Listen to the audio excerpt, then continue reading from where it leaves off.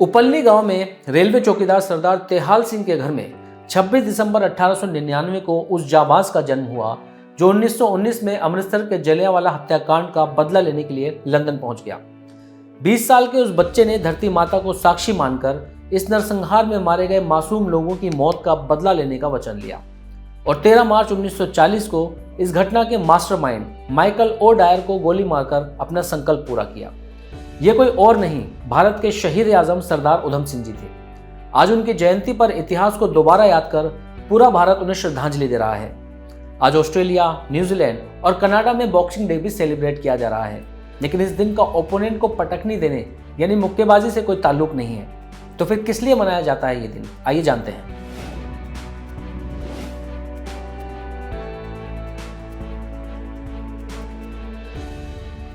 पंजाब के संगरूर जिले के सुनाम का ये शेर अपने पिता की मौत के बाद अमृतसर में 1918 तक केंद्रीय खालसा अनाथालय में रहा। 1919 में जालियांवाला बाग नरसंहार हुआ।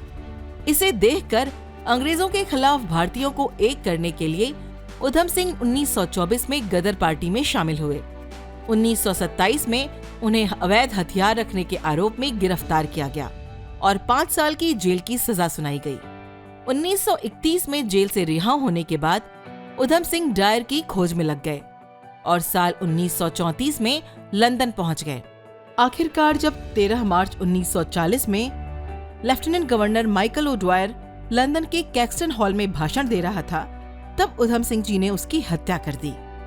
अक्सर सुनने में आता है कि उधम सिंह जी ने जालियांवाला बाग हत्याकांड को अंजाम देने वाले डायर को गोली नहीं मारी थी, बल्कि उनके हाथ से कोई और डायर मारा गया था।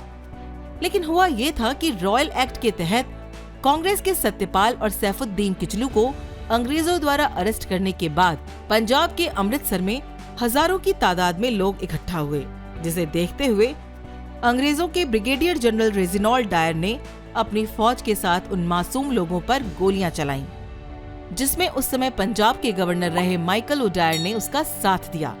साल 1927 में बीमारी की वजह से रेजिनॉल्ड डायर पहले ही मर चुका था, लेकिन माइकल डायर ब्रिटेन में अभी भी जिंदा था, जिसे अंततः 1940 में उधम सिंह ने मौत के घाट उतार दिया।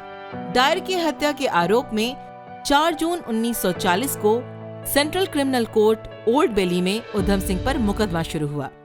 31 जुलाई 1940 को उन्हें फांसी पर लटका दिया गया और पेंटनविले जेल में दफना दिया गया। हालांकि साल 1974 में उनके अवशेषों को भारत वापस लाया गया। जालियांवाला बाग में एक सीलबंद कलश में उनकी अस्थियां आज भी मौजूद हैं। भारत माता के लिए क्रांतिकारी उधम सिंह जी की श्रद्धा, प्यार और सद्भाव एक अमर उदाहरण रहेगा।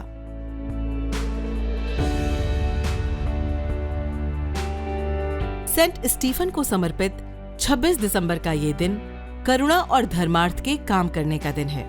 अगर आपके घर में कोई डोमेस्टिक सर्वेंट आपके लिए काम करता है, तो आज आपके पास उनके लिए कुछ बड़ा करने का मौका है, क्योंकि आज बॉक्सिंग डे के अवसर पर आप उन्हें एक बॉक्स में पैक करके उन्हें उनकी खुशियां बांट सकते हैं। उनके काम और खासकर उनकी वफादारी के एवज में उन्हें लौटाने का मौका न गंवाएं, क्योंकि उनके बिना आप एक आसान और आरामदायक जिंदगी नहीं जी सकते।